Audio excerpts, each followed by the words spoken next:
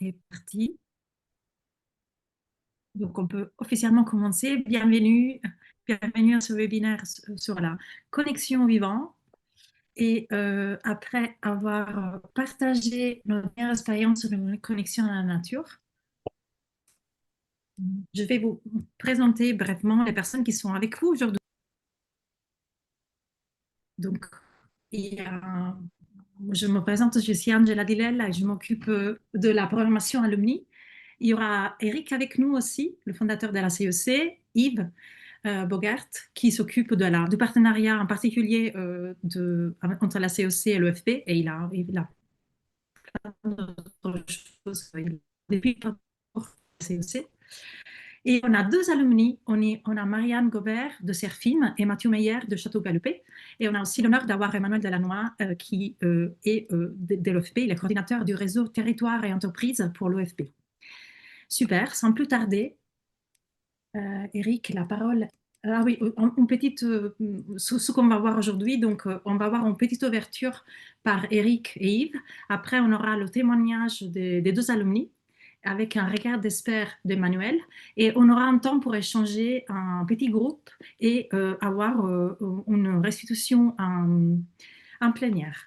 Et sans plus ouais, pour le fonctionnement, tout est enregistré, il y a un replay.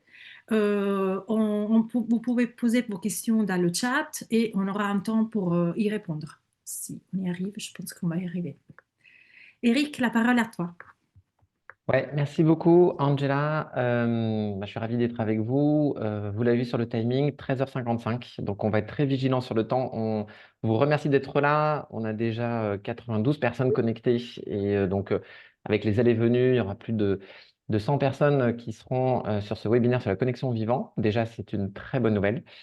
Je dirais que c'est un enjeu majeur. On a la chance, nous, à la CC, de voir toutes les feuilles de route qui sont proposées par nos alumni. Et voilà, plus de 1000 feuilles de route maintenant. Et l'enjeu de la connexion au vivant, il est très difficile dans ces feuilles de route. Et on sait que tout le monde a envie, mais on ne sait jamais vraiment comment faire.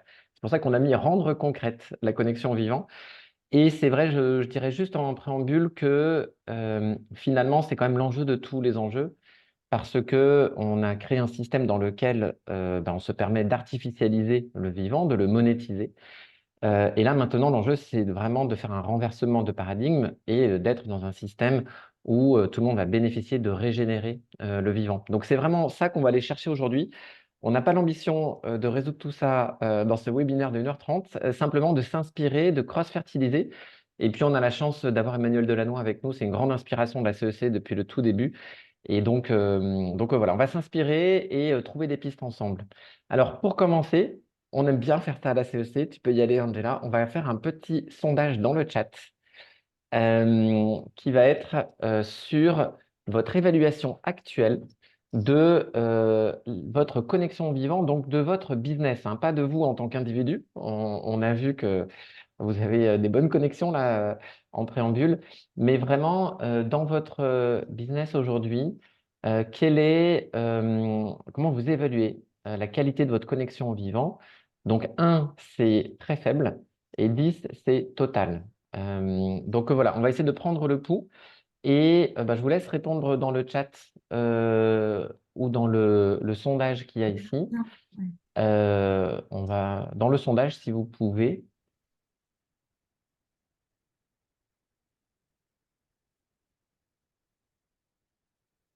Ah, il y a un 10, donc on va peut-être demander à Benoît. Je crois que je viens de voir passer un 10 de Benoît.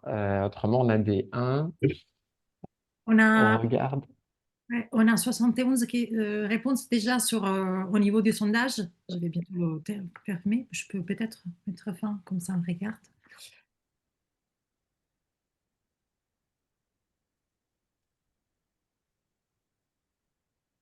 Super, donc il y a Est-ce beaucoup qu'on de voit les résultats? disparités. Ouais. OK. Est-ce que tu vois une note moyenne, Angela? Je vois qu'il y a, en fait, ça fait comme une, il y a deux bosses. Il y a une petite bosse sur le 1 et après, on en a autour du 4, en fait. Ouais. Ouais. Ok, on est quand même globalement majoritairement en dessous de 5. Oui. Ok, bah le but, ça va être d'essayer de monter des curseurs. Et je propose qu'on commence. Donc, vas-y, Angela. Ce qu'on voulait partager aujourd'hui, c'était un peu l'esprit de l'atelier. On sait qu'il y a des habitués, mais il y en a qui sont peut-être dans un esprit d'atelier CEC pour la première fois. Quelques actus CEC, il n'y en aura que deux aujourd'hui. Et puis ensuite, je laisserai la parole à Yves, Yves Bogart, qui beaucoup d'expérience et qui, dans la CEC, est un peu notre monsieur biodiversité. Donc, il va vous dire un peu tout ce qu'on fait dans la CEC. Célébrons, nous sommes 100 participants pour la biodiversité, pour le vivant, ça fait très plaisir. Donc, les ateliers CEC, on va s'efforcer d'être les plus concrets possibles, surtout sur ce sujet-là, qui est vraiment dur à attraper. L'authenticité de nos échanges, là, c'est vrai que c'est facile parce qu'on est entre nous, hein, donc n'hésitez pas à être dans l'authenticité avec notamment vos doutes, vos freins ou vos fiertés. Et puis, on est dans un esprit d'entraide, notamment dans les ateliers quand vous serez en sous-groupe. Et puis ensuite, la posture d'Emmanuel et de Yves, ça sera une posture d'entraide. En fait, on est tous face à ce défi et on sait que c'est aussi grâce à des coopérations qu'on pourra élever nos curseurs tous ensemble. Donc vraiment toujours cet esprit d'entraide dans ces ateliers. Ce que je voulais présenter ensuite, c'est donc deux actus. Pour être clair, nous avons besoin de vous. Pour ceux qui le peuvent, on a lancé hier une relance, je vous ai envoyé ça par mail, en même temps que l'annonce pour la Regen Night, qui aura lieu le 18 novembre au Théâtre du Gymnase à Paris. On va révéler le baromètre CEC, le troisième baromètre. On avait des résultats hyper intéressants l'année dernière avec 129 réponses.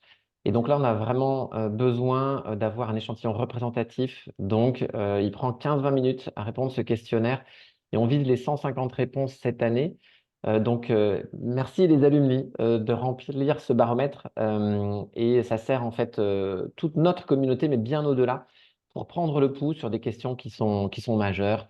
Vous voyez les questions qu'il y avait l'année dernière. Cette année, ça ne sera pas plus complexe. Il y aura deux, trois questions en plus sur le vivant, mais vraiment, on a besoin de vos réponses. Donc, s'il vous plaît, prenez ces 20 minutes et atteignons cet objectif de 150 réponses pour le 30 septembre. Euh, je vais aller très vite, puisqu'on vous a un peu rabâché ça depuis 90 jours. Nous sommes dans la dernière ligne droite de notre campagne 100 jours sans mécène. Vous le savez, la CEC a vécu des moments difficiles, toujours difficiles cette année, avec un phénomène de backlash et puis de dépriorisation de nos sujets. On avait besoin de ressources, d'un socle de ressources pour se réinventer. Et donc, on a revisité nos stratégies et lancé ce plan de mécénat 100 jours sans mécène. Donc, si tu avances, Angela, quelles sont les news? C'est qu'on a effectivement cette campagne. Ici, vous voyez le dispositif qu'on a mis en place. Ça, c'était au mois de juin. Si tu cliques, Angela. Et donc, on a vraiment trois grands enjeux qui devraient vous parler. Un enjeu de coopération en territoire. Donc, c'est vraiment un projet qu'on met en œuvre avec notamment un espace membre pour tous nos alumni et puis des projets aussi pour approfondir les coopérations en territoire. Deuxième grand enjeu pour nous, c'est les mises en œuvre sectorielles. Donc ça, je l'ai annoncé l'année dernière, la semaine dernière.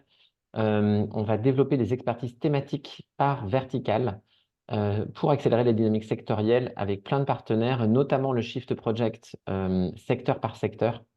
Et là, on a besoin aussi d'amorcer ces dynamiques. On le sait, sur la mesure d'impact, c'est toujours très, très important de mesurer notre impact pour être pertinent. Et l'incarnation, donc tout ce qu'on fait en travail de résonance sur nos podcasts, sur les newsletters, enfin tout ce travail de communication, et pour vous mettre en avant, vous, les porte-drapeaux de l'économie de demain, d'une économie autrement. Voilà, c'est vraiment les trois grands projets sur lesquels on a besoin de financement. Et donc, très concrètement, où est-ce qu'on en est? Si on regarde les chiffres, donc nous sommes à 72 mécènes. Donc j'en ai vu là aujourd'hui, donc je tiens à les remercier, ceux qui sont dans les 72. Et donc voilà, il nous reste quelques jours pour atteindre les 100. Donc on a beaucoup de discussions. Puis on sait que vous avez énormément de choses à faire. Donc si ça vous parle, essayez de nous rejoindre. Il y a vraiment des très belles personnes, des très beaux noms dans ce club des mécènes. Et donc, voilà, appel à votre générosité, si vous le pouvez, bien sûr, selon vos résultats business. Et puis, si tu cliques, vous voyez le lien. Si vous avez un intérêt ou si vous avez des questions, là, vous avez le QR code qui vous mènera sur toutes les informations. Et autrement, j'ai mis là mes coordonnées, donc vous n'hésitez pas à me contacter en direct si vous avez des questions. Voilà, sans plus tarder, on se met dans le vif du sujet avec quelqu'un qui connaît vraiment le sujet. Donc, Yves, c'est à toi. Bonjour à tous, merci Angela, merci Eric de m'avoir convié à ce webinaire. Alors moi je suis au Havre aujourd'hui en session 4 de la CEC Océan, donc je me suis extrait pour être avec vous et donc on est au cœur du vivant aussi ici au Havre et on parle beaucoup de liens à l'océan et liens à la mer. Comme l'a dit Angela, moi je lead entre autres le partenariat de la CEC et de l'Office français de la biodiversité qui sera représenté ici tout à l'heure par Emmanuel. Alors, je vais prendre quelques minutes pour recadrer un peu le sujet, lui redonner un peu de perspective. Normalement, il n'y a que des alumni autour de la table, donc vous connaissez tout ça, mais c'est toujours bien peut-être de se remémorer en fin de compte ce qu'est cet enjeu majeur pour l'humanité. Vous avez sur la partie gauche de cette slide le rappel que la biodiversité est tant fonctionnelle que génétique est une des 7 limites planétaires déjà dépassées. Je dis 7 parce que vous l'avez appris hier, l'acidification de l'océan est une nouvelle limite planétaire qui vient d'être franchie aussi, malheureusement. Et cette image de droite resitue ou hiérarchise peut-être ces limites planétaires et pose bien l'enjeu de biodiversité comme un enjeu majeur qui conditionne en fait tout le reste. Il n'y a pas de développement de population, d'humanité en saine dans une planète qui est malade. Donc c'est important effectivement de se focaliser sur cet enjeu de biodiversité. Sur la slide suivante, un petit rappel, alors je vais parler plutôt de biodiversité. Angela, si tu peux passer la slide, merci. Parce qu'on aurait pu parler de nature, mais qui est aussi un terme confus. On aurait pu inviter Philippe Descola pour nous définir ce que c'est que la nature. On aurait pu parler de vivant, qui est un terme qui est plutôt apparu autour du 20e. Je vais plutôt parler de la biodiversité, qui est ce terme qui est apparu dans les années 80 et qui rassemble 3 composantes. La première, la biodiversité, c'est bien l'ensemble des écosystèmes, plus l'ensemble des espèces et la diversité génétique au sein de ces mêmes espèces. Donc la biodiversité, c'est bien un ensemble de 3 composantes, écosystème, espèces et diversité génétique. La biodiversité, elle est juste formidable parce qu'elle nous fournit, on l'oublie parfois un peu trop, un certain nombre de services qu'on appelle les services écosystémiques. D'abord des services de support ou de régulation, c'est quand même la nature qui nous fournit de l'eau que l'on peut boire, qui assure un climat à peu près, pas toujours stable, mais à peu près vivable selon les endroits où on se trouve sur la planète, qui assure une qualité d'air plus ou moins de bonne qualité en l'occurrence, que l'on respire. Donc des services de support, mais aussi des services d'approvisionnement, ça en visualise davantage, hein. La nature considérée comme un supermarché et dans lequel on peut puiser à stock illimité, ou presque, c'est une illusion bien évidemment, donc des contributions d'approvisionnement, d'énergie, mais aussi de notre alimentation, les matériaux, tout ça, ça vient souvent de la nature, et donc on voit bien qu'il y a quelque chose autour de la chaîne de valeur de nos entreprises. Et puis enfin, la nature, vous l'avez exprimé tout à l'heure dans le chat, beaucoup de services immatériels, de la culture, nos exercices physiques. On préfère aller courir en général dans la nature plutôt que dans une salle close. La nature qui inspire les peintres, qui inspire les cinéastes. Voilà. Donc tous ces services écosystémiques sont fournis par la nature. Et la bonne nouvelle, c'est que personne n'a jamais un jour payé le prix de ces services qui nous sont fournis, évidemment gratuitement. Face à ce constat, on pourrait croire que tout va bien, mais c'est la slide suivante, tout ne va pas si bien que ça, vous le savez. Nous sommes donc à l'aube de la 6e extinction, comme le rappelle Bruno David, que vous avez souvent vu dans nos parcours CEC, l'ex-président du Muséum national d'histoire naturelle. Donc Bruno nous dit que nous sommes à l'aube de cette 6e extinction. Voilà, si la Terre a connu 5 extinctions précédentes, on est dans un momentum où les extinctions des espèces et la quantité d'individus par espèce décroît à une vitesse qui n'a pas de précédent. Ça va plus vite que ça n'a jamais été. On parle d'un rythme de 100 à 1000 fois plus rapide que ces différentes extinctions qui ont eu lieu. Donc on est dans ce momentum-là.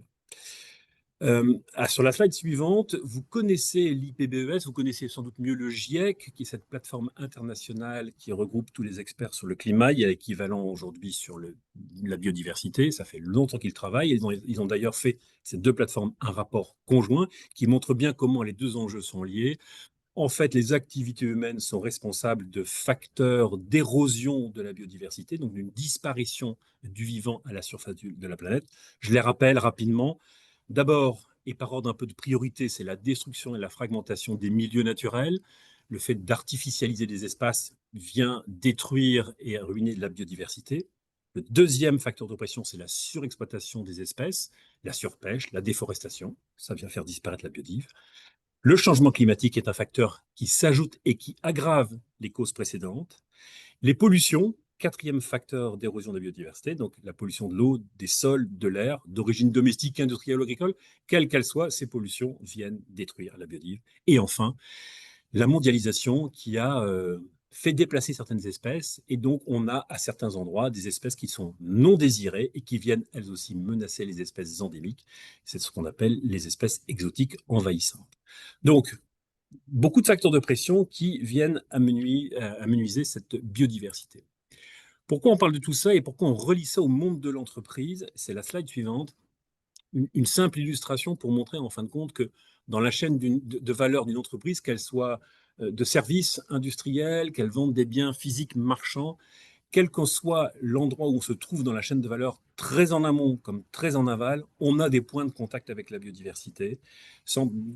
Il y a quasiment 100% des matières premières qu'on met en œuvre à un moment donné dans une entreprise ou qu'une entreprise met en œuvre pour une autre, eh bien, ces matières naturelles viennent de la nature. Et donc, le lien à la biodive, il démarre très très tôt dans la chaîne de valeur. Donc, de l'amont aux opérations directes à l'aval, les pressions sur la biodiversité sont nombreuses.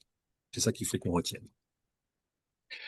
Alors, j'en termine là pour encapsuler un peu ce sujet, puisque on a deux témoins qui interviendront juste après, qui vont nous expliquer comment eux ont travaillé, ont découpé, ont compris en fin de compte quelles étaient leurs interactions avec la nature, sans doute par un travail de matriciel, d'analyse, de dépendance, d'impact, de risque et d'opportunité. C'est un travail souvent préalable qu'il faut faire pour identifier quels sont ces points de contact avec la nature et quelles sont ces dépendances, quels sont les risques d'ailleurs qui sont potentiellement liés à ces dépendances, hein. Si à un moment donné, l'approvisionnement d'une matière première s'amenuise, quels sont les risques pour mon entreprise?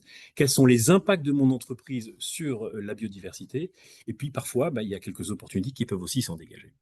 Alors la CEC, qui est consciente que c'est un enjeu majeur pour ces entreprises, a matérialiser un partenariat avec l'Office français de la biodiversité, ici représenté donc par Emmanuel Delannoy.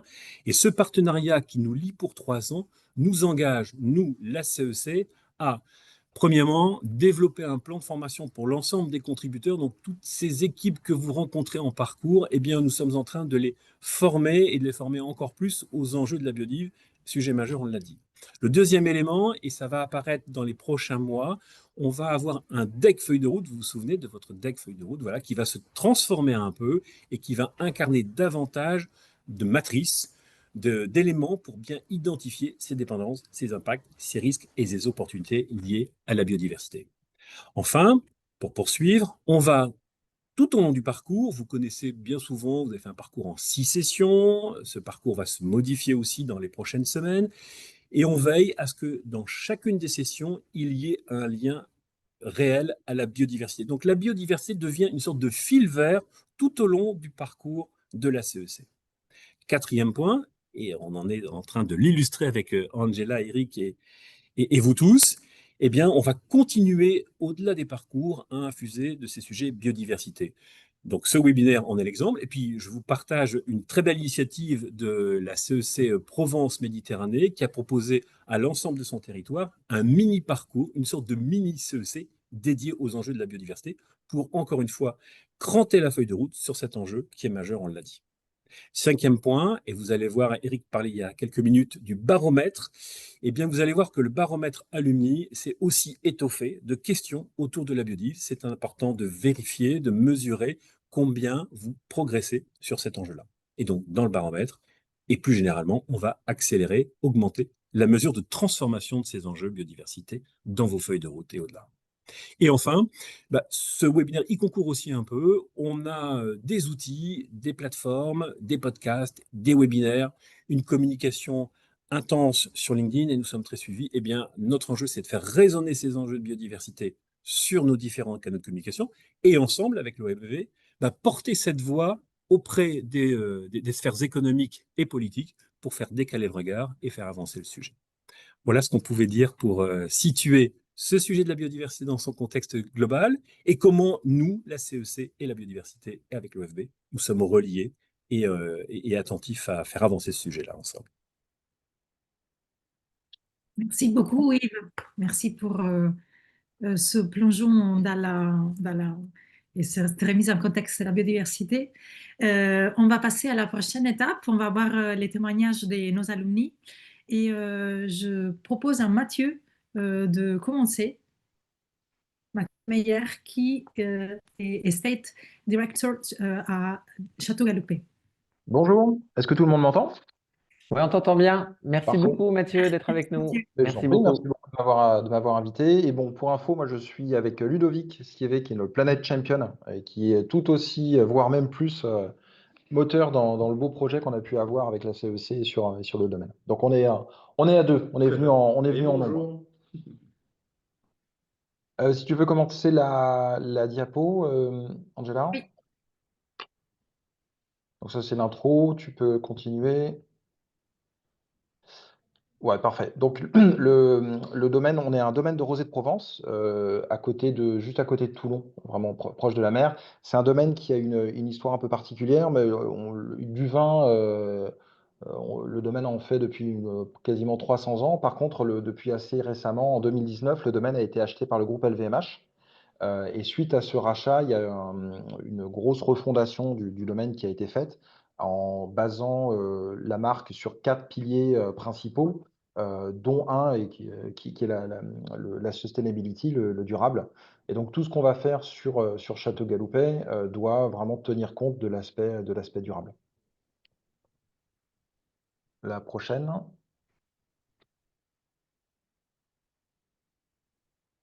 Hop. Ça, c'est nous, donc vraiment juste en bord de mer, dans un environnement qui est particulièrement protégé. On a beaucoup de chance parce que tout notre vignoble est d'un seul tenant et est vraiment bordé de zones protégées. Au nord du domaine, on est en Natura 2000 et le domaine possède d'ailleurs tout un espace boisé qui est assez important. Au sud, on a des marais salants qui sont plus en activité depuis une vingtaine d'années, qui sont maintenant une zone protégée, une réserve ornithologique. Encore plus au sud, avec la mer Méditerranée, on est sur le sanctuaire Pélagos, qui est un sanctuaire pour les cétacés. Et on a des îles en face qui sont aussi en parc national. Le département du Var est particulièrement bien protégé aussi au niveau environnement. Donc on va faire énormément de choses pour être dans le durable au niveau du domaine, mais on est aussi très chanceux parce qu'on est entouré de zones qui sont aussi respectueuses de l'environnement. La prochaine. Donc ça, c'est nous, non, juste la précédente. Il y a un peu un décalage. Oui, il y a un petit lag, Ouais, mais ça y est, parfait. on est bon. Désolée, ça lag un tout petit peu. Ouais. Pas de souci. C'est notre monde agricole. On peut pas aller trop vite, nous, Angela. On cultive la terre. On va doucement, nous, mais on va sûrement. Donc ça, c'est nous. On a une configuration qui est assez intéressante. Tout notre vignoble est donc d'un seul tenant. Donc c'est la partie sud que vous voyez sur la photo. On a 69 hectares de vignoble en appellation Côte de Provence. Et on a aussi 77 hectares de forêt qui sont aussi d'un seul tenant et qui sont contigus au vignoble. Et notre vision de durable et de notre vision œnologique aussi, c'est finalement de prendre soin de ce terroir assez exceptionnel. Prendre soin, c'est aussi passer par la biodiversité. Et c'est grâce à ça qu'on pourra faire des vins qu'on espère être absolument exceptionnels. Donc, pour nous, l'enjeu biodiversité, il est vraiment double. C'est à la fois assurer la pérennité de notre outil de travail, Moi, je suis celui qui a répondu 9 sur 10 au petit questionnaire parce que mon lien avec la nature, il est quotidien. Sans nature, j'ai pas de raisin. Sans raisin, je peux absolument pas travailler. C'est vrai aujourd'hui, c'est vrai demain aussi. Si j'arrive pas à maintenir cet outil de production, si je prends pas soin de ce terroir, je pourrais pas faire de vin, à l'avenir.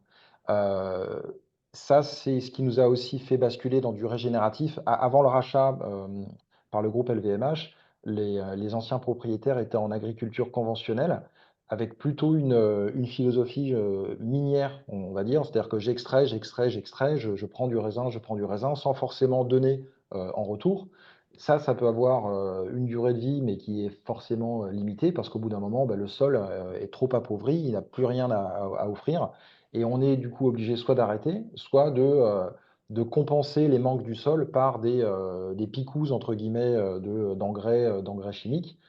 Mais on perd une propriété de sol vivant, qui est pour nous absolument indispensable à la pérennité et aussi à la qualité, des vins. Nous, on est absolument convaincus qu'un sol, vivant, c'est aussi le seul moyen de faire des vins qui soient, très expressifs, très aromatiques.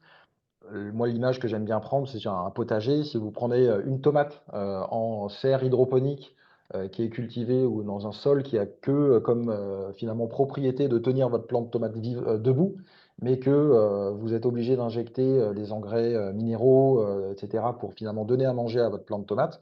Vous allez avoir une tomate qui est, à mon avis très belle, très rouge, sans aucun défaut. Quand vous croquez dedans, ça a absolument aucune saveur. Et dans l'autre côté du spectre, si on prend, votre tomate, je l'ai cultivée dans le potager de votre grand-mère, alors c'est des images d'Épinal, mais pour moi, elles parlent quand même pas mal. Bah, peut-être que dans ce potager, il y aura quelques limaces, il y aura, des insectes, peut-être que votre tomate, elle sera pas parfaite parce qu'elle aura quelques petites imperfections de piqûres d'insectes ou autres. Par contre, quand vous croquez dedans, parce qu'elle est issue d'un sol qui est vraiment vivant, elle a un vrai goût de tomate, elle est hyper aromatique. Nous, on souhaite avoir la même chose sur nos raisins et in fine dans nos vins. Si on passe à la prochaine.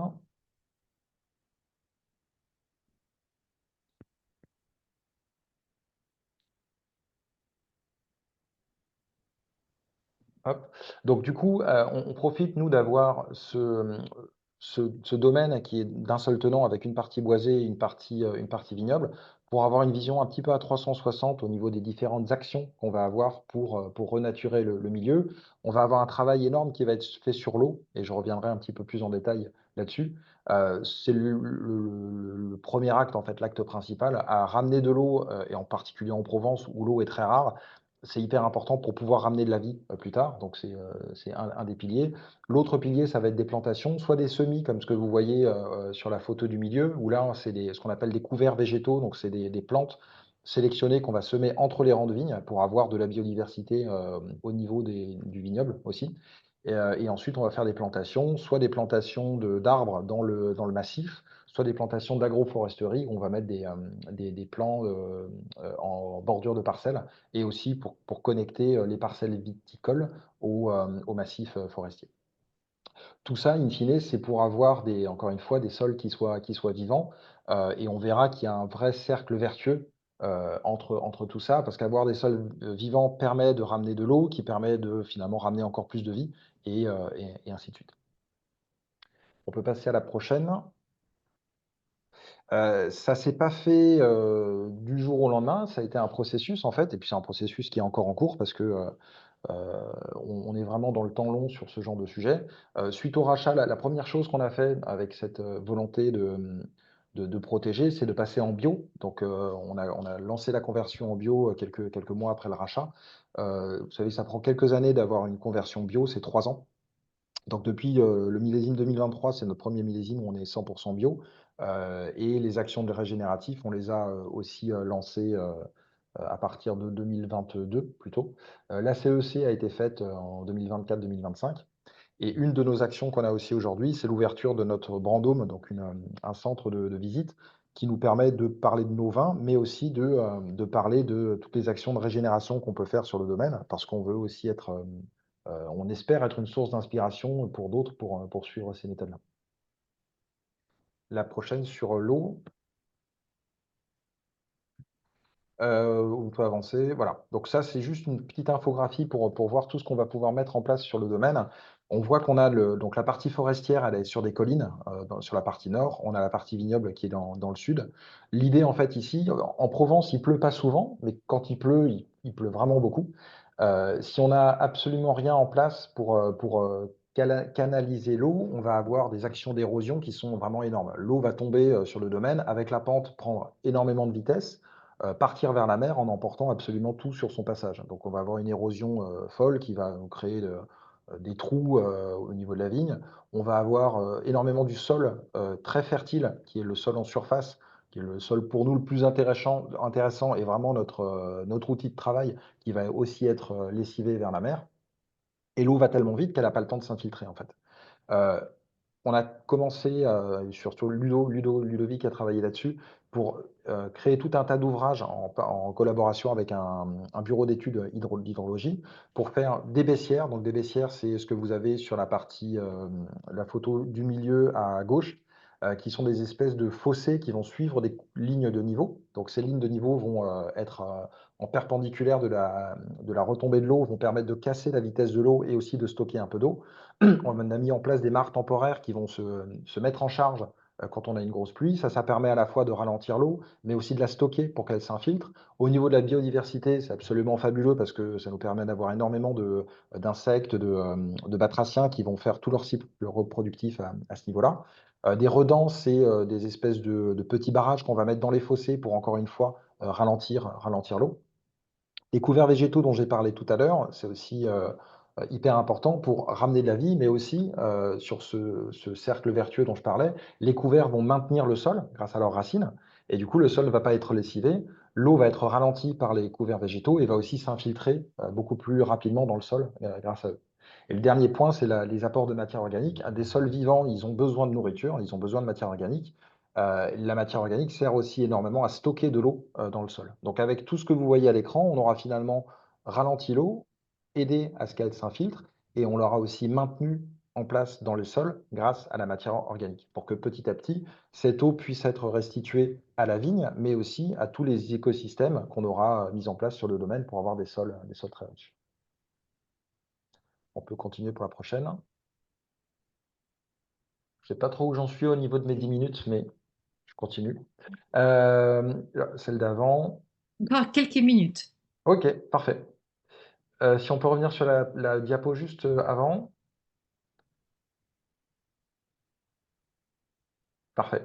Donc là, c'est le vignoble et notre plan d'agroforesterie. Donc on a un plan qui est étalé sur pas mal d'années. L'idée d'agroforesterie, c'est plusieurs éléments. Ça sert les haies en fait qu'on va mettre en place au niveau du vignoble. Il y a une propriété physique, donc ça va à la fois couper du vent quand on a vraiment des coups de vent très importants qui peuvent générer de la casse dans les vignes. Ça permet d'ombrager aussi les vignes et nos ouvriers aussi qui sont là. Ça permet aussi de faire des habitats pour des bestioles qui adorent interagir au sein du vignoble pour aller se nourrir, pour aller fertiliser des couverts végétaux, par exemple, mais qui n'aiment pas résider sur le vignoble. Donc leur habitat va être plutôt la partie dans les haies.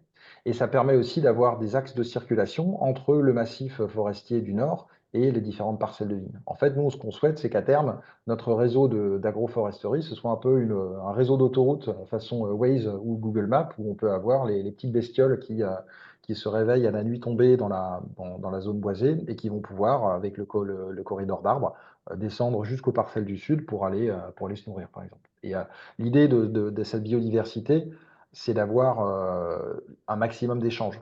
Quand on a une notion d'écosystème, comme ce que nous, on essaye d'avoir sur notre domaine, un écosystème, c'est les liens entre différentes espèces, et favoriser ces circulations, c'est super important pour développer ces liens. Et la prochaine. Voilà, donc ça c'est le type de haies qu'on va mettre. Donc qui dit biodiversité dit diversité aussi. Donc on va avoir dans nos haies une combinaison de différentes essences qui auront chacun un rôle à jouer. On aura des essences assez hautes pour le côté ombrage par exemple. On va avoir des essences plus petites, plus denses pour, pour faire des habitats. On va avoir des essences avec qui produisent de la nourriture. des fruitiers, des arbres, des fruits à coque. Donc chaque individu dans la haie a un rôle à jouer au final dans la biodiversité. Et on voit qu'au final, en fin de plan en 2033, on devra avoir planté quasiment 6 km de haies. Le prochain, reboisement, donc ça c'est notre plan de replantation sur le massif. Donc le massif, il n'est pas en bon état non plus, parce que tout a brûlé lors d'un incendie en 2017. Et donc on a un plan de replantation à ce niveau-là. Bon, là pareil, on s'étale un peu dans le temps. Un des facteurs limitants pour nous ici, c'est le sol, parce qu'en fait, suite à l'incendie, il y a eu beaucoup d'érosion, un sol fortement lessivé, et il y a des endroits qu'on adorerait replanter tout de suite, mais où on n'a pas suffisamment de sol pour le faire. Donc le travail d'hydrologie régénératif, ça nous permet aussi d'aider à recréer du sol et à maintenir le sol qui sera créé pour pouvoir aussi plus tard faire des plantations. Là, le commentaire, c'est aussi au niveau du changement climatique. Les essences qu'on va utiliser pour la replantation, elles sont majoritairement issues du massif des Morts, qui est le massif historique. Mais on va aussi, parce qu'on est en plantation forestière, du coup, on est vraiment dans le temps long, on va planter avec des essences qui ne sont pas issues de notre terroir, mais qui sont issues de terroirs qui sont dans le climat aujourd'hui de ce que sera la Provence dans 30 ans, dans 50 ans. Donc ça va être des essences du sud du Portugal, du nord de l'Afrique, des essences qui viendront forcément à terme parce que le changement climatique est là et qu'on va aider à venir un petit peu plus tôt. L'idée, c'est de ne rien avoir de désertique parce qu'il va y avoir un moment donné où les espèces locales risquent de disparaître. Et si les espèces du futur ne sont pas encore arrivées, ben, entre les deux, ils risquent de ne plus rien avoir. Et ça, c'est pas quelque chose qu'on peut se permettre. Donc, on a aussi cette anticipation au niveau de nos plantations forestières. Et voilà. Ouais. Merci beaucoup, Mathieu. Avec plaisir. Il y a une question dans le chat, mais on va peut-être vous pouvez les répondre rapidement, mais on va peut-être mettre toutes les autres questions à la fin du webinaire. Il y a quelqu'un qui demande qu'est-ce que c'est les différentes couleurs, tout c'est sur la slide, sur celui-ci. Sur les C'est haies. des types d'essence avec les hauteurs de plantation. Ok, merci beaucoup. Et on donne la parole là à Emmanuel pour un petit moment de regard d'espère. Et comme ça, on Merci. Alors, bon, bravo d'abord parce que ça fait envie, c'est très beau. Et puis il y a enfin une vraie cohérence du projet, c'est une approche systémique aussi, beaucoup de choses qui ont été intégrées. Pour tout vous dire, moi je m'étais noté plein de questions au fur et à mesure, et régulièrement les réponses à mes questions arrivaient un petit peu plus tard dans la présentation. Notamment, je m'étais noté par exemple les questions de l'adaptation au changement climatique, la question de la lutte contre l'érosion. Voilà, des choses comme ça.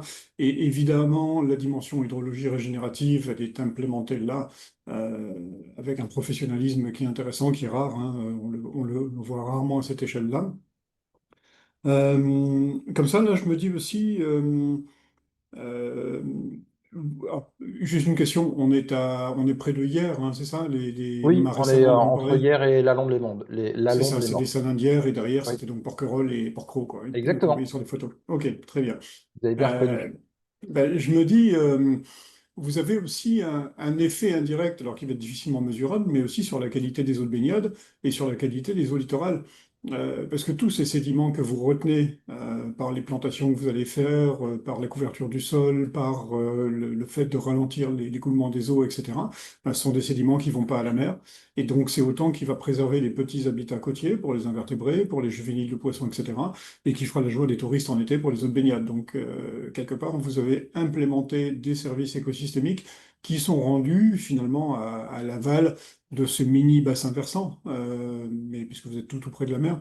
Mais il y avait effectivement un enjeu eau et un enjeu érosion qui étaient fondamentaux, pardon, enfin des enjeux qui sont fondamentaux, et qui font que, alors j'en parlerai tout à l'heure, mais dans le dispositif entreprise engagée pour la nature, on a ce qu'on appelle les critères SMART, et notamment il y a un critère de pertinence, hein, d'additionnalité de pertinence, et là en l'occurrence, en regard des enjeux fondamentaux, des enjeux principaux qui sont les vôtres, ce qu'on peut dire, c'est que les réponses sont pertinentes. Donc ça, enfin, c'est évident à regarder la présentation. Peut-être que j'ai quelques questions qui restent. Alors, vous avez peu évoqué la mobilisation des parties prenantes locales, les concertations, comment vous expliquez tout ça, quels sont les partenaires qui ont été mobilisés. Ça peut être un point intéressant. Je suis sûr que vous avez plein de choses à dire là-dessus. Et peut-être alors je vous laisserai répondre si vous avez envie. Et franchement, j'ai une recommandation surtout à vous faire. Moi, c'est de témoigner, de témoigner, de témoigner, de propager tout ça.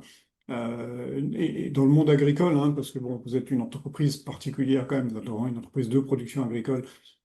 Donc effectivement, comme ça a été remarqué dans le chat aussi, ça peut sembler plus évident, je vais pas dire plus facile, parce que c'est difficile à faire ce que vous faites, mais le diagnostic, il est plus direct, le lien, il est direct avec la biodiversité aussi, et donc les actions que vous allez pouvoir mener vont avoir un impact direct sur la biodiversité globalement, à l'échelle des parcelles que vous gérez, mais à l'échelle plus largement de l'aval du micro-bassin versant, encore une fois. Donc n'hésitez pas à témoigner, y compris auprès des moins convaincus, y compris auprès des moins chauds, y compris auprès d'autres catégories d'agriculteurs, je pense aux céréaliers en particulier. On a vraiment un besoin sur les grandes cultures de propager et de diffuser ce genre de pratiques. Mmh. Bah, nous, on a d'abord beaucoup échangé avec d'autres, parce que de l'agroforesterie, d'autres en faisaient dans la région avant nous. Donc, on s'est d'abord beaucoup Oui, inspiré de ceux qui avaient défriché le terrain avant nous, et on les en remercie. Et on a travaillé avec des sociétés locales sur le paysager, les constructions, le cabinet d'hydrologie. C'est quelqu'un qui est basé dans la Drôme aussi, donc des locaux. Et on partage autant que possible avec, en particulier, alors céréaliers pas vraiment, mais surtout des vignerons de oui. la région pour montrer ce qui est, pour montrer ce qui est possible, pour continuer d'apprendre d'eux aussi. Et on fait partie de réseaux, Terra Apara par exemple, qui est quelque chose qui a été mis en place par le syndicat des Côtes-de-Provence pour promouvoir la diversité et les sols vivants dans la région. Alors, si je peux compléter Ouais, vas-y. également, on est en partenariat également avec donc, le Conservatoire d'espace naturel qui aussi a participé à tout ce projet en échange aussi en étroite relation avec les animateurs Natura 2000, à la fois des Salins de Hyères et du massif des Morts, et des échanges avec le syndicat mixte forestier aussi. Et justement, en termes d'aller essaimer, on va dire, cette vision et ces éléments. Alors, il y a énormément de choses sur l'eau qui arrivent, notamment dans le Var, avec Var Eau 2050. Il y a l'idée justement de présenter un peu comment, d'un point de vue agricole, on peut voir aussi les choses. C'est une ouverture. On ne dit pas ce qu'on fait, c'est ce qui doit être fait. C'est ce qu'on fait, en fait, peut permettre de répondre à certains problèmes qu'on peut retrouver partout ailleurs sur le territoire. Et que après, c'est l'effet d'échelle qui a justement un effet d'impact, tout simplement. Et donc là, c'est l'idée vraiment, du coup, avec le groupe Moët NSI, d'aller impulser cette dynamique de l'hydrologie régénérative et du vivant à travers aussi la région de Provence. Donc il y a vraiment ces gros enjeux et avec l'agence de l'eau, le département, voilà, enfin, mobiliser un maximum d'acteurs. Et même dans le monde forestier également, où ils sont vraiment aussi très intéressés par rapport aux feux de forêt qui sont vraiment de Oui. plus en Et plus je importants. propose peut-être de prendre deux dernières questions que je vais poser là et ensuite de basculer sur le deuxième témoignage. Oui. On est bien le temps du témoignage. Je crois qu'il y a une question qui est autour du recrutement finalement de votre marque employeur. Est-ce que tout ce que vous faites, ça vous aide finalement à trouver des gens qui viennent travailler, parce que c'est un métier aussi difficile? Donc, première question à ce niveau-là. Peut-être une deuxième question aussi, quand on parlait des céréaliers sur d'autres cultures. C'est vrai que pour le vin, on sent qu'il y a un lien direct finalement de valorisation de la qualité de ce que vous faites et de ce que vous avez présenté, peut-être sur le prix des bouteilles. Et pour d'autres cultures, c'est plus difficile de valoriser les bonnes pratiques. Est-ce que vous avez des éléments par rapport à ça, par rapport à vos confrères qui ne sont pas viticulteurs? Alors pour la marque employeur, on a, forcément ça nous aide, hein. Alors on n'a pas beaucoup d'offres d'emploi permanents parce qu'on a vraiment une toute petite équipe. On a beaucoup de saisonniers en revanche, dans les vignes en particulier. Et c'est vrai que travailler aussi près de la nature et on va pas se mentir, on a quand même la mer juste à côté. Enfin, on a un cadre qui est hyper séduisant. Donc ça nous aide à recruter. Et cette philosophie d'entreprise parle aussi et elle est assez cohérente en fait. Comme chaque chose qui est faite au domaine, a la nature, à cœur, ça fait une cohérence globale de notre marque employeur qui est à mon avis, hyper, qui a beaucoup de valeur. Au niveau de la valorisation de ce qu'on fait, c'est vrai que nous, dans le vin, c'est, la voie royale pour valoriser tout ce qu'on est en train de mettre en place. Pour moi, cette, couche de biodiversité qu'on met en place, c'est, la couche ultime d'un terroir. Un terroir, c'est, un climat, c'est un type de sol, c'est le savoir-faire des hommes, mais c'est aussi la vie qui va être, sur place et qui va pouvoir s'exprimer et exprimer ce terroir. Et il y a peu de cultures qui valorisent aussi bien le terroir que le vin. Je pense quand même que c'est possible sur des céréales, peut-être pas sur des très grandes, cultures ou des marques de farine, j'en sais rien, sur vraiment du gros volume. Mais, on a tous des boulangeries avec des petites productions qui savent aussi, à mon avis, mettre en place, ce genre de pratiques et valoriser une protection de la nature, une expression via la protection de la nature, de caractère, dans les grains de blé, d'orge, peu importe, qui se retrouveront après dans la farine et in fine dans les confections de la boulangerie. Donc je pense qu'il y a aussi une philosophie à peu près équivalente qui pourrait être, développée sur certaines, gammes de céréaliers. Excellent. Merci pour ces réponses. Et ça circule beaucoup dans le chat. Il y a même des questions-réponses qui se résolvent tout seuls dans le chat. Donc, je vous invite à le lire. Et ce que je propose, c'est qu'on bascule sur le deuxième témoignage de Marianne avec une entreprise qui est quand même moins directement connectée au vivant, donc qui a un assez gros challenge. Et voilà, c'est parti. Puis pareil, Emmanuel, si tu peux nous faire ensuite ton regard d'expert. À toi, Marianne. Merci Eric. Bonjour à toutes et à tous. Alors effectivement, je confirme ton introduction, Eric. Nous, on est parti d'un postulat très différent. Petit 1, on ne dépend pas directement, on dépend bien sûr de la biodiversité, mais le lien est beaucoup moins évident. Et petit 2, la plupart de nos sites sont ancrés dans des milieux très industriels, très pollués, très imperméabilisés, donc on est loin de la vision idyllique du Var. Et donc, pour conclure, on a dû faire différemment. Alors, je vais essayer d'aller vite parce que 10 minutes, ça passe très vite. Si on peut passer à la slide d'après, s'il vous plaît. Voilà, on va pouvoir avancer aussi. Très vite, Serfim. Donc, nous, on est une entreprise familiale, 100% indépendante. Au fait, nos 150 ans cette année. Et on est présent dans la plupart des métiers d'aménagement du territoire, donc dans des métiers de travaux publics autour des réseaux d'énergie, des réseaux d'eau, des réseaux de chaleur, de la rénovation d'infrastructures comme des ponts, des tunnels. Et on est présent dans des métiers de la revalorisation de matières, du recyclage, de la dépollution, de la production d'énergie renouvelable, pour faire très vite.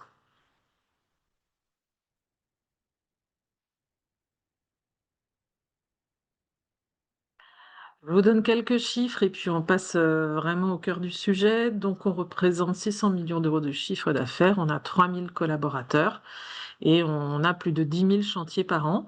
On n'a pas que des métiers de chantier, mais on est présent quand même beaucoup sur les territoires. Alors, juste, je vous ai refait un peu l'histoire parce que c'est important. Bien sûr, l'idée de cette chronologie, c'est pas de l'apprendre par cœur et encore moins de connaître toutes les dates en détail. C'est pour vous dire qu'en matière de RSE, cette entreprise familiale, a quand même une longue tradition et je le dis avec d'autant plus d'humilité que moi, j'y suis pour rien, j'étais pas là il y a 150 ans. Et puis on a eu une rencontre, comme la plupart des personnes présentes ici, j'imagine, mais une rencontre vraiment marquante avec la CEC. Nous, avec Alexandra Mathiolon, qui est la présidente directrice générale de Serfim, on a eu la chance de faire le tout premier parcours au niveau national.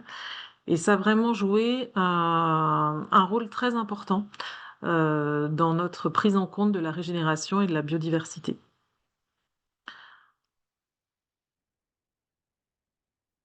Donc, notre première étape autour du vivant, de la régénération, et on la doit vraiment à la CEC, c'est d'inscrire le vivant dans notre raison d'être. Donc, après notre parcours CEC, on est parti donc de notre existant en matière de RSE.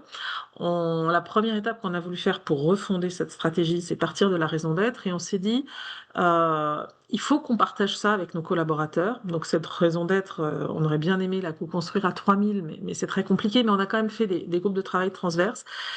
Et on s'est tous mis d'accord sur cette formulation: contribuer à une meilleure qualité de vie en aménageant des territoires durables et respectueux du vivant.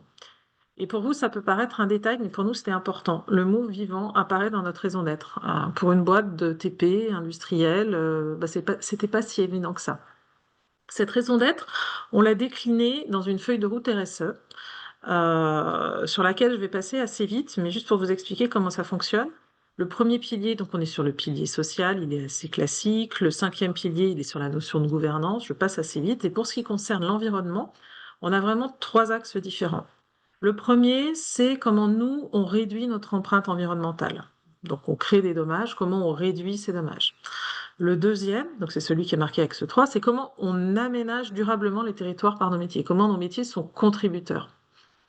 Et le 4e, qui va reprendre ces 2 axes, et là encore une fois pour nous c'était important de l'expliciter en tant que tel, c'est comment on va régénérer le vivant grâce à nos métiers et dans nos métiers.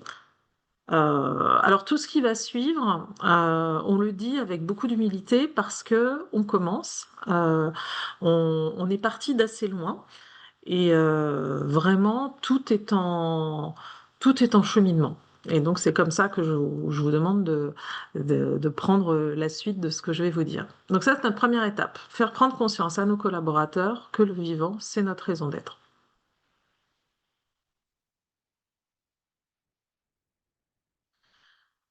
Ensuite, on s'est dit, on va se fixer un cap, ni trop lointain, ni trop proche. Ce cap, c'est 2030. Et on s'est dit, nous, ce qu'on veut à horizon 2030, donc toujours cette notion d'être aligné, on veut aligner 100% de nos métiers sur notre raison d'être. Donc, comment on fait pour tourner nos métiers vers notre raison d'être, donc contribuer à une meilleure qualité de vie en aménageant des territoires durables et respectueux du vivant. Et on s'est dit que ça pouvait s'organiser autour de 6 missions. Je ne vous lis pas les missions en intégralité, on n'est pas là pour ça aujourd'hui, mais l'une des missions, en toutes lettres, c'est régénérer la biodiversité. Donc ça veut dire que nous, l'une des missions qu'on se fixe dans nos métiers, 1 sur 6, c'est énorme, c'est précisément la régénération de la biodiversité. Après, une fois qu'on a dit ça, c'est comment on fait. Donc ça, on va le voir au fur et à mesure. Alors, là, ce premier travail qu'on a fait, il nous a semblé important de le partager. Chez nous, ce qui va être très important, c'est la notion de la sensibilisation, de l'embarquement des collaborateurs, parce qu'encore une fois, comme je vous le disais, il n'y a pas d'évidence chez nous, on peut le regretter, mais il n'y a pas d'évidence parmi nos collaborateurs de ce lien avec le vivant, de cette nécessité d'aller vers le vivant. Donc, on met en place une communication, une sorte d'explication assez pédagogique. On a un rapport RSE qu'on publie chaque année. Là, vous avez celui de l'année dernière, celui de cette année vient de sortir. Et dans ce rapport RSE, on essaie de ne pas être théorique et on met vraiment des fiches projets concrètes pour illustrer chaque notion. Donc, ça veut dire que pour cette notion de régénération de biodiversité, on va aller piocher dans les chantiers, dans les actions qui ont eu lieu dans l'année qui précède, ce qui a été fait pour montrer aux autres équipes, ben voilà, vos collègues, ils ont fait ça sur tel chantier, ça peut vous donner des idées, ça peut vous inspirer, ça existe, on est en train de le faire.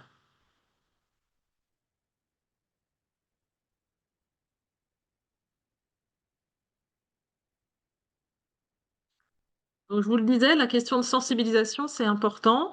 On essaye aussi de faire en sorte que nos collaborateurs prennent des initiatives. Et là, je vous en ai montré une qui, nous a vraiment touchés. L'une de nos filiales, Serpol, donc ils ont un petit groupe d'ambassadeurs, de volontaires qui travaillent sur ces sujets-là, qui se sont dit, bah, nous, on fait plein de chantiers partout en France, ils en font aussi en Espagne et parfois à l'international. Ce qu'on pourrait faire à l'occasion de ces chantiers, c'est de dresser un atlas du vivant de tout ce qu'on a pu rencontrer sur nos différents chantiers, juste pour sensibiliser les collaborateurs. Et ça, c'était vraiment malin, parce qu'ils ont demandé à leurs collaborateurs, au fil des chantiers, de prendre des photos, de se renseigner, d'identifier les espèces. Alors bien sûr, on ne va pas avoir un atlas scientifique avec des descriptions très précises, mais en tout cas, c'est une manière de dire aux collaborateurs, ben voilà, En fait, vous êtes dans la nature. À partir du moment où vous êtes sur un chantier, vous êtes dans la nature. Pour répondre à la première question qui a été posée, pour qu'on réponde un peu à notre connexion au vivant, c'est une matière de dire aux collaborateurs, voilà, vous êtes sur le terrain, vous êtes au contact de la nature, observez, regardez, qu'est-ce qui se passe. C'est pas parce qu'on est en train de dépolluer qu'il se passe rien avec la nature. Et ça, cet atlas, il a été beaucoup diffusé, il a eu beaucoup de succès, on a eu beaucoup de photos, et on essaye de le mettre à jour année après année.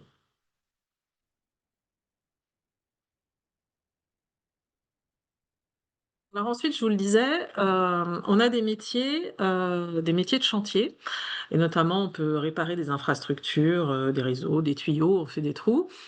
Et dans ces cas-là, bah, des fois, donc là vous avez l'exemple d'un sauvetage d'abeilles, mais vous pouvez aussi avoir des exemples de sauvetage de nids. Cette deuxième confrontation à la nature, c'est que parfois sur les ouvrages qu'on répare, c'est des ouvrages qui ont pu, pour une raison ou pour une autre, endommager des espèces ou au contraire habiter des espèces. Et nous, on essaye de veiller dans notre réparation, dans notre action, soit à sauvegarder les espèces qui avaient pu nicher. On intervient beaucoup sur les réseaux électriques, donc on est souvent confronté à ces questions de nid sur les réseaux électriques. On rencontre aussi des abeilles. Donc c'est cette deuxième étape, c'est vous observer, mais on va aussi vous donner quelques clés pour essayer, quand vous êtes en contact avec une espèce, de la protéger, de la préserver. Donc on n'est pas encore vraiment dans nos métiers régénère le vivant, mais déjà ils essayent de protéger ce sur quoi ils tombent. Encore une fois, je vous ai donné des petits exemples, ça n'a pas vocation d'universalité. Si on passe à la suite. Ensuite, on s'est dit, on peut peut-être aller un cran plus loin quand même. Peut-être que par nos métiers, on peut se poser la question d'aller au-devant des besoins du vivant. Donc là, je vous ai donné un autre exemple. On est très présent dans le domaine de l'éclairage public, enfin l'éclairage d'une manière générale. Et vous le savez, l'éclairage, ça nuit fortement aux corridors sombres dont ont besoin un grand nombre d'espèces. Donc on a travaillé avec nos partenaires, on a travaillé aussi avec des experts pour essayer de conseiller le plus possible à nos clients, parce qu'après nous, on n'est pas décisionnaire, il faut aussi que le client l'accepte, donc il y a un travail de pédagogie, d'explication. Quand il l'accepte, de travailler sur des luminaires autour desquels on va vraiment se poser la question de l'intensité lumineuse et de la colorimétrie de la lumière. Et on va essayer à la fois de répondre aux besoins du client, bien éclairer ce qui doit être éclairé dans la zone, mais peut-être que des fois, dans la zone, on n'a pas besoin de tout éclairer, donc bien se mettre d'accord sur la partie du corridor qu'il faut éclairer, à quelle intensité, pourquoi, comment, à quel horaire. Donc on a aussi des notions d'éclairage intelligent, entre guillemets, qui n'est pas forcément tout le temps présent, mais qui peut se déclencher. Et on réfléchit sur la couleur de la lumière. Par exemple, des lumières plus rouges, qui peuvent être plus protectrices, et sur l'intensité. Donc ça, c'est aller un cran plus loin dans nos métiers, avoir cette force de proposition et cette force de réalisation, c'est-à-dire qu'on ne se contente pas de le proposer, on a ces luminaires, cette capacité, cette expertise, ces partenaires qui sont capables de répondre à ça. Merci Marianne. Est-ce que tu peux essayer de boucler en 2 minutes? Allez, on boucle en 2 minutes. Trop bien, merci. Ensuite, on avait quand même certains de nos métiers qui contribuaient à la régénération de la biodiversité. C'est le cas de nos métiers de dépollution. C'est par hasard si c'est ce métier qui a commencé ses travaux sur l'Atlas dont je vous parlais tout à l'heure. Donc ça, la première étape d'une régénération d'un sol, malheureusement, dans les milieux très industrialisés dans lesquels on vit, c'est la régénération, c'est la dépollution. Donc nous, on est très présents dans la dépollution. Et ensuite, je crois qu'on n'a pas la slide, mais je vais aller très vite. On s'est dit on peut aller un cran plus loin. Au-delà de la dépollution, on peut travailler sur la refertilisation des terres, puisqu'en fait, on travaille, nous, sur nos chantiers, et on sait qu'il faut qu'on fasse retourner nos terres polluées sur des plateformes de dépollution des terres. On s'est dit on va aller un cran plus loin, on va travailler sur la refertilisation des terres. Donc on a un accord, un partenariat avec un laboratoire, on a une formule de refertilisation, et donc on travaille sur le circuit court des terres, où les terres d'excavation des chantiers, par exemple de la métropole de Lyon, vont sur une plateforme en circuit court, où elles sont dépolluées, refertilisées, et elles retournent en circuit court sur la métropole de Lyon pour créer des parcs urbains, pour contribuer à, par exemple, la réduction des îlots de chaleur urbains, la revégétalisation, le tout dans un circuit court, en tenant compte de la raréfaction des terres fertiles, qui est un vrai problème pour les milieux urbains denses qui sont obligés de faire venir sinon leurs terres fertiles de très très loin. Et j'essaye de tenir dans les dernières minutes, j'avais un autre sujet. Je parlais des sites tout à l'heure. Donc nous, notre site, notre siège, par exemple, c'est pas du tout le Var. L'idée, c'est de travailler sur quelque chose de très concret. On a 800 collaborateurs sur le siège, sur le site de notre siège. Et donc, on est en train de se faire accompagner par Ouvert, qui est le bureau d'études de Pocheco, Pocheco qui a fait un formidable travail sur son site. On se fait accompagner par Ouvert pour repenser complètement notre site, en faire non seulement un territoire où on va régénérer la biodiversité, mais surtout essayer d'être le maillon d'une chaîne, d'un corridor de biodiversité. Donc j'ai pas le temps de vous montrer ce à quoi ressemble notre site et ce à quoi ressemblent les premiers schémas de ce vers quoi on veut se diriger. Il y a beaucoup de travail. Mais on est vraiment content de pouvoir contribuer à ça et on l'a fait et on continue à le faire avec une quinzaine de collaborateurs volontaires qui participent, donnent leurs idées et vont contribuer sur le terrain aux différentes transformations qui vont avoir lieu. Voilà, j'en dis pas plus, ça y Trop est, c'est bien. fini, vous avez un petit résumé ici. Merci beaucoup, Marianne. Et vraiment, tu as dit au moins 3 ou 4 fois pour aller un cran plus loin. Donc, c'est vrai que ça fait plaisir, c'est ce qu'on essaye de faire. Il faut toujours chercher d'aller un cran plus loin. Donc, merci pour cette ambition. Et Emmanuel, c'est à toi pour ton regard par rapport à la feuille de route biodiversité de Serfin. Merci. Alors, c'était effectivement très intéressant. Juste une question rapide comme ça. Est-ce que vous avez fait une analyse impact dépendance? Est-ce que vous l'avez fait globalement au niveau des sites, au niveau des Ça, métiers? c'est notre prochaine étape, pas seulement au Ok. niveau des sites, au niveau des métiers. On a vraiment voulu commencer par une stratégie des petits pas, faire Oui. comprendre, expliquer, s'approprier, sensibiliser. Et là, maintenant qu'il y a ce cadre, qu'on part pas de zéro, c'est l'idée. Ok, ben, vous allez voir que ça va énormément vous aider. Quand vous avez dit tout au début de votre présentation, nous, contrairement à la présentation précédente, on ne dépend pas de la biodiversité. En fait, vous dépendez énormément de la biodiversité. Vos Non, ça, infrastructures, vos bien sûr. réseaux, C'est la pour ça que régulation j'ai du dit climat après, local, la lutte contre l'érosion, c'est tout ça ça. Pour les dépend énormément des collaborateurs, d'un point services de vue écologiques. apparent, c'est pas évident.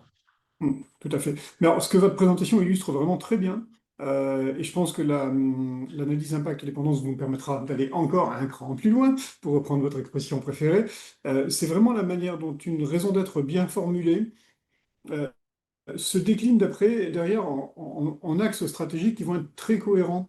Et je pense que vous avez commencé par exemple par là où il faut commencer effectivement, c'est la montée en compétences, l'embarquement.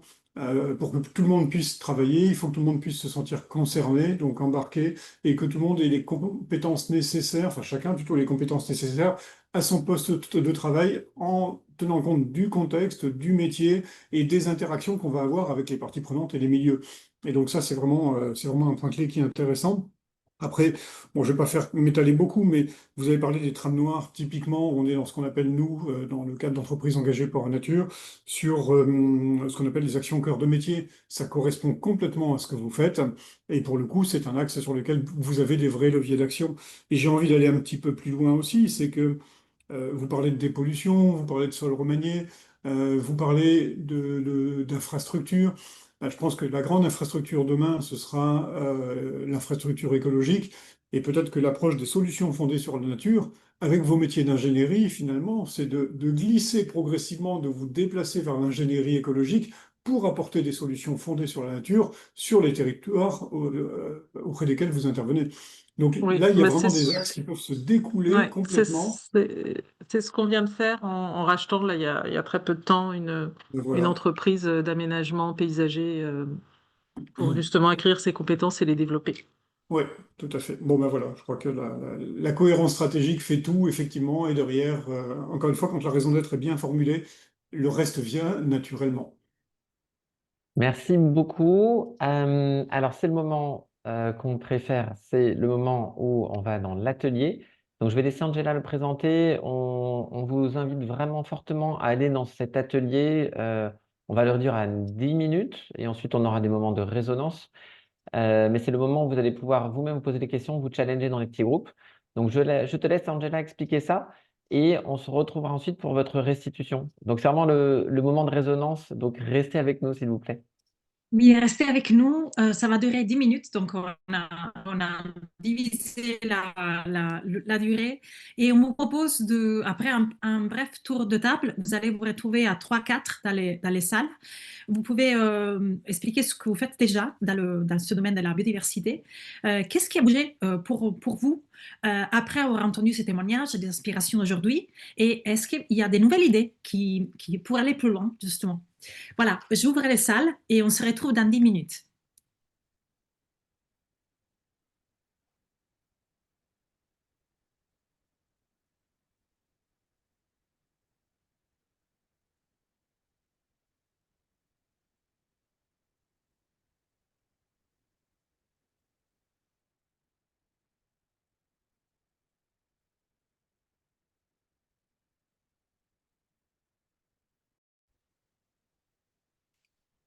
Et tout le monde revient doucement des échanges dans les salles.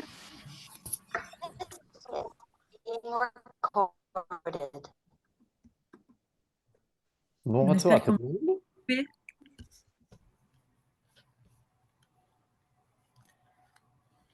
On vous propose vraiment pour tenir le timing, on va prendre des résonances par rapport à vos échanges, notamment au niveau d'axes prioritaires que vous avez pu avoir envie de dégager ou des actions communes.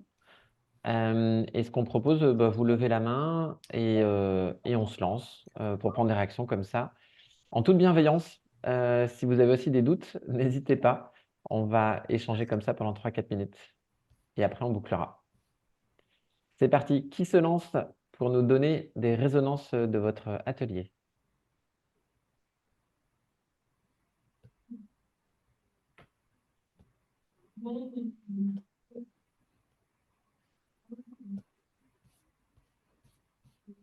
Bon, moi, je veux bien me lancer. Ce qui est ressorti là entre le webinaire d'hier et celui d'aujourd'hui, c'est pouvoir mesurer en fait nos impacts sur la biodiversité. Une sorte, voilà, j'entends beaucoup plus parler de biodiscore, de score de biodiversité, voilà.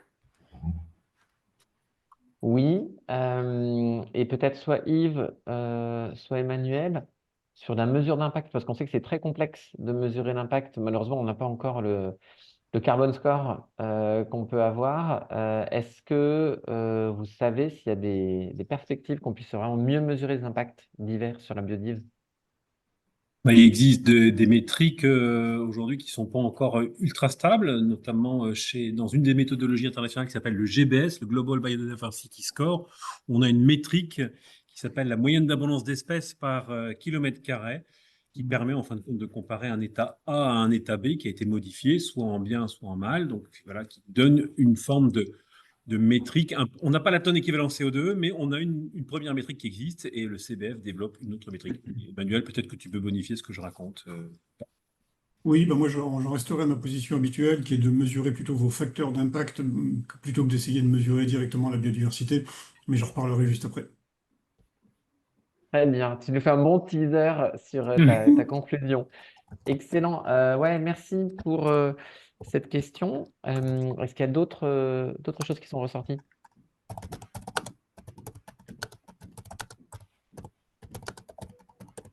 Peut-être juste un ressenti par rapport à l'échange qu'on a pu avoir avec deux autres alumni. C'est effectivement la très grande diversité de situations spécifiques qu'on peut rencontrer au niveau de nos organisations. Là, on avait effectivement quelqu'un qui était responsable d'hôtel en plein Lyon, quelqu'un qui était responsable d'activités musicales en plein Paris. Moi, dans l'abbaye de Cluny, donc effectivement des situations mais qui permet voilà, d'échanger éventuellement des idées voilà, qui sortent un peu de l'ordinaire pour voir comment chacun peut avoir des actions impactantes au niveau de la Ouais. biodiversité. Ouais. C'est vrai effectivement qu'il y a une diversité incroyable de situations en fait de vos organisations et donc les points de départ sont très différents. Mais il y a quand même plein de choses à faire pour tout le monde. Est-ce qu'il y a encore des résonances ou des idées forces qui sont ressorties? Peut-être on va prendre une ou deux réactions de plus. Est-ce Ouais, que vous avez des Eric, pépites? Ouais, Christian, une pépite. ouais, on est arrivé à une conclusion que finalement le coût total de possession, qui est finalement un axe économique pour avoir un impact positif sur son business model, est en fait aussi un axe de durabilité, donc de maintien d'un bien d'équipement dans un état, bien d'équipement qui peut être, avec Mathieu, on parlait évidemment des terrains, donc du foncier, de l'entretien du foncier pour faire en sorte qu'il soit plus durable en cas d'aléa, par exemple. Il parlait de chute d'eau, en l'occurrence, où maintenant, grâce à leurs travaux, ils ont beaucoup moins d'interventions à faire. Finalement, ça fait, pour moi, il y a une résonance avec la notion de durabilité et d'allongement de la durée de vie des biens d'équipement ou des actifs qu'on manage ou qu'on opère. Et du coup, la réduction des frais de maintenance on parlait aussi des imprimantes qui ont été pris comme exemple, où parfois on a tendance à choisir le prix de l'imprimante, alors que finalement, ça va être les consommables qui vont faire le coût total et qui vont finalement faire augmenter le prix du bien d'équipement. Finalement, pour allonger la durée de vie des biens d'équipement, avoir cette démarche en choisissant la durabilité et donc le coût total de la possession, va avoir un impact sur le vivant puisque on va Ouais. avoir besoin de moins consommer de matières premières, avoir une empreinte énergétique et une empreinte matière qui sera bien inférieure. Ouais, excellent. Donc, c'est vraiment cette idée de voir une sorte d'investissement à long terme et des impacts économiques. Il y avait aussi une réaction dans le chat sur le côté un peu uluberlu des personnes qui s'impliquent sur la biodiversité ou sur le vivant. Il faut voir que ça bouge quand même assez vite. Nous-mêmes, à la CEC, on a à peine osé appeler notre session 3, la première CEC qui s'appelait Entreprendre avec le vivant. Et quand même, ça bouge. Et même dans les milieux business, c'est des termes vivant, nature, environnement, enfin, qui viennent avec la biodiversité rendre ces sujets plus, j'allais dire, business as usual, ce qui est quand même une très bonne chose. C'est un peu comme les bilans carbone, sans doute qu'il y a un effet retard, mais quand même, ça bouge assez vite. Et justement, pour que ça accélère, je propose qu'on donne un petit mot de la fin à Emmanuel sur dispositif OFB. Et on te donne 3 minutes et j'aurai un mot de conclusion et on sera dans le timing. À toi, Emmanuel.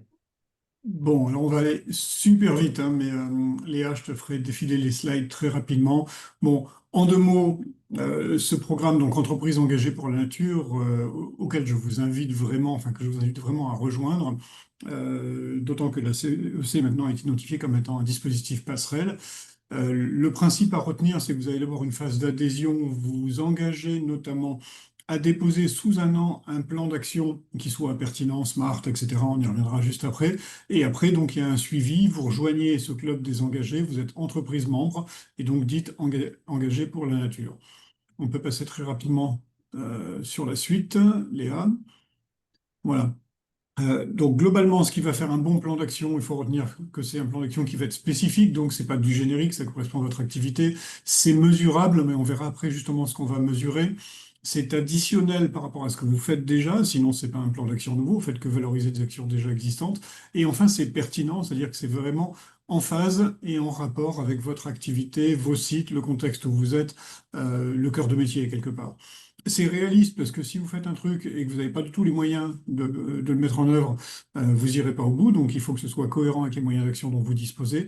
Et enfin, ça doit être temporellement encadré avec des objectifs, des jalons et des indicateurs qui permettent de vérifier qu'on a atteint l'objectif. Tu peux passer la suite, Léa. Voilà, bon, ça on en a déjà beaucoup parlé, Yves en a parlé aussi, je ne vais pas insister finalement, c'est la notion de chaîne de valeur.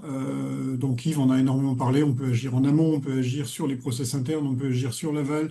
Tout ça dépend effectivement de l'analyse impact-dépendance, de l'analyse de double matérialité finalement que vous aurez fait avant, qui va déterminer à quel endroit vous allez agir et surtout avec qui vous allez agir pour déterminer ce que vous allez faire derrière. Donc voilà, j'insiste pas là-dessus. Léa, tu peux passer aussi.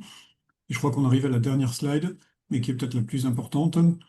Voilà, ça aussi, ça a été évoqué rapidement par Yves aussi, sur une chaîne de valeur, et en croisant ça avec les 5 facteurs d'érosion de la biodiversité, ben, vous allez pouvoir agir aux endroits pertinents. Tu peux faire un clic, Léa. avec les bons partenaires, donc choisir avec qui vous agissez, quelle partie prenante vous allez mobiliser, quelle partie prenante vous allez consulter pour élaborer votre plan d'action détaillé. Et enfin, le dernier point sur lequel je voulais insister, c'est voilà, c'est ça, c'est de mesurer ce que vous savez mesurer. On ne va pas demander à toutes les entreprises d'être des experts de la biodiversité. Par contre, vous connaissez vos processus, vous connaissez vos flux, vous savez ce qui rentre chez vous, vous savez ce qui sort de chez vous, et donc vous connaissez vos consommations, vos achats, vos effluents, vos impacts sur la biodiversité, les mètres carrés artificialisés, les tonnes de CO2 émises, les pollutions qui vont être émises éventuellement, les achats, est-ce qu'ils sont labellisés ou non, ben, tout ça sont des indicateurs très concrets qui sont des indicateurs d'action. On parle souvent hein, d'indicateurs d'état, des états de la biodiversité, ben, ça c'est le boulot des bureaux d'études et c'est le boulot des scientifiques. On parle d'indicateurs de pression, ça vous savez les mesurer, et on parle d'indicateurs de réponse, ça c'est des plans d'action que vous allez mettre en œuvre, combien de personnes vont être formées au poste de travail, combien d'actions vous allez sélectionner, etc. Ça aussi vous savez le mesurer. Donc, mesurez ce que vous savez mesurer et vous allez voir, tout va bien se passer. Génial, merci Emmanuel. On aura le replay. On va vous envoyer aussi un livre blanc avec tout ce qu'on a partagé aujourd'hui dans quelques jours. Donc voilà, vous aurez les ressources. On vous mettra pas mal de ressources dans ce livre blanc, un peu en droit de suite. On sait que vous allez enchaîner sur les réunions à 14 heures, donc en 30 secondes. Vous êtes très très chaleureusement invité à la Regen Night le 18 novembre à Théâtre Gymnase à Paris. Il y aura aussi un live stream à 17h30, un grand événement d'écosystème pour mettre à l'honneur l'économie régénérative. Et puis le dernier clic, on vous propose juste avant de partir de mettre dans le chat une nouvelle note. On espère qu'elle a bougé dans le bon sens depuis tout à l'heure, que vous avez monté d'un cran. Donc, dans 2 ans, où aimeriez-vous être concernant votre connexion au vivant de votre entreprise? 1, c'est vous rester au plus bas, et 10, ce serait aller vers une connexion totale. Mettez une note dans le chat, ça nous fera vibrer. Vous nous faites vibrer. On a des 8 qui arrivent, des 8, des 9, des 8. Donc, on était en moyenne à 4 tout à l'heure. Et là, on est à 8 en intention. Et déjà, l'intention précède l'action. Voilà, je vous laisse là-dessus. Merci beaucoup. Merci à nos intervenants. Merci Yves, merci Emmanuel, Angela pour toute l'organisation. Et puis les 2 témoignages. Et profitez bien de la nature. À bientôt. Merci tout le monde. Merci, bravo. Merci. À tous. Oui.